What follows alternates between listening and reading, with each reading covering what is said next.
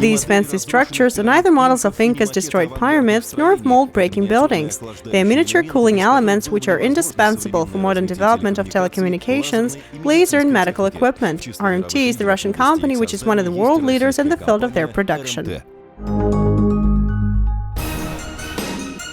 Like many Russian engineering companies, RMT was established in the 90s. The scientific group of the Institute of Fine Chemical Technologies, where Gennady Gromov developed laser research methods, faced the financing problem. The group had to find opportunities to apply their scientific knowledge on commercial terms.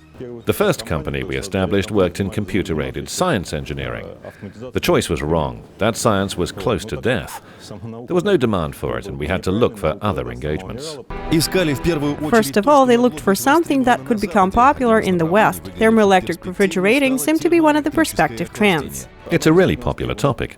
Then we got lucky and guessed it would be in demand, because the local cooling, removing excess heat from miniature objects, is very important in microelectronics, laser equipment, and optoelectronics. In everyday life, the humans deal with air or water cooling. However, for example, operation of laser equipment involves extremely high temperatures which cannot be reduced by traditional methods or without significant complication of the equipment structure. In such case, the thermoelectric elements are very effective. It has two electric outputs. When a current is applied, one side heats up and the other cools down. You need to take the heat from the heated side, and the cooling side can be used for product cooling or temperature stabilization.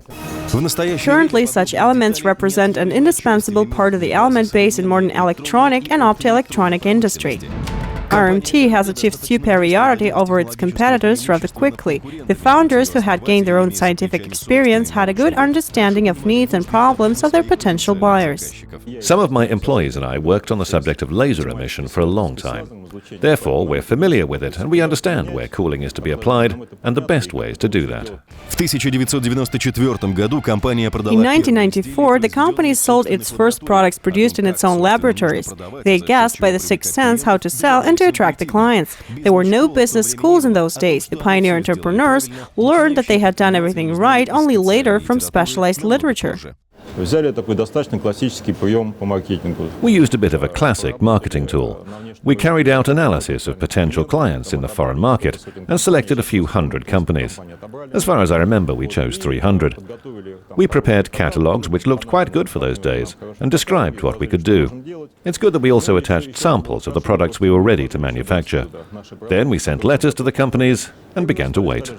The classical tool of sales theory worked. 10% of recipients, approximately 30 companies, entered into correspondence. 3 of them became their first clients. One of the buyers was Amtech, a young American company producing detectors for X-ray equipment. Its products are used in medical and scientific NASA equipment. Mars Pathfinder, Chandra X-ray Observatory, Cassini and Juno satellites and many other space vehicles use Amtech equipment which is produced using RMT element base. Ultimately, those first few companies are still our partners today. For 18 years, our company has flourished, and they've expanded as well, because, for the most part, they were small companies. But after the first success, it was necessary to develop and improve technologies following the client's needs. The company had to tie up the salaries and to invest own money in the company, including profits. Very few Gromov's colleagues approved such financial policy. As a result, in 1997, only 3 employees continued working at RMT. Gromov started looking for associates at the foreign market. At the end of the 1990s, we set up a new team consisting of those members who had made investments in the company. The money was enough to transfer from that small home laboratory to our first small plant. Even the start of production has its own small secrets, which helped RMT to produce its goods faster and therefore to earn more. For example, good ventilation and air exhaust in the premises play one of the key roles in chemical production. The company had to provide it in the places which did not look like industrial enterprises at all.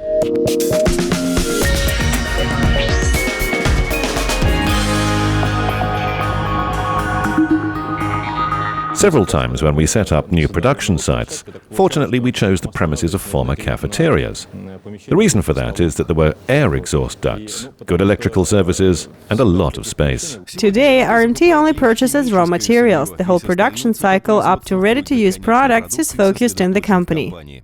This area is intended for ceramic plates coated with metal layers. These sheets form the base for the production of all our thermoelectric cooling units.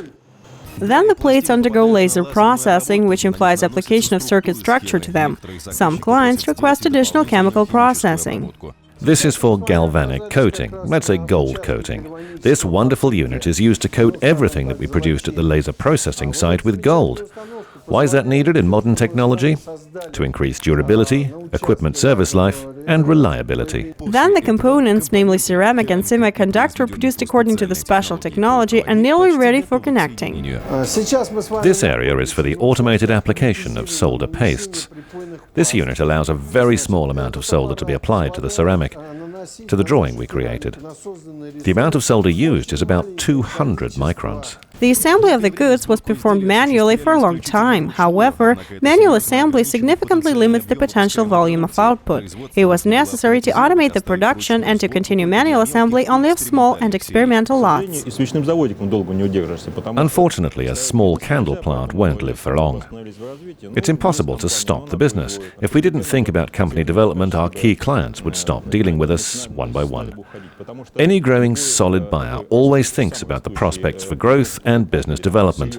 Therefore, if that buyer sees that its supplier doesn't develop and just stands still, he'll look for another supplier. In 2009, Gromov received an investment proposal from Rosnano State Corporation. The project co-investor would have been AS Group Ventures Fund established by RVC.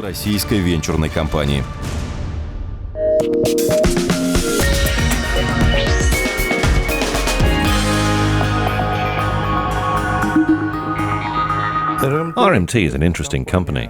It has its own history.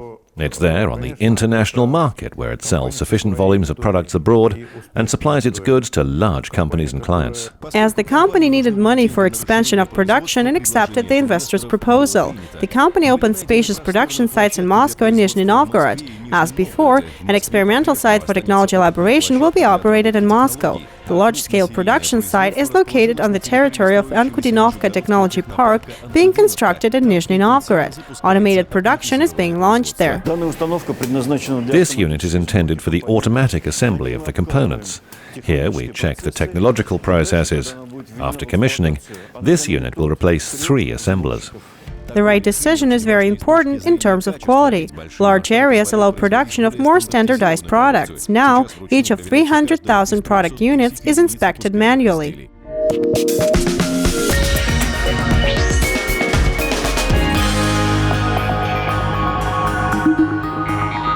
The things we now do manually will be done by modern multiple robots.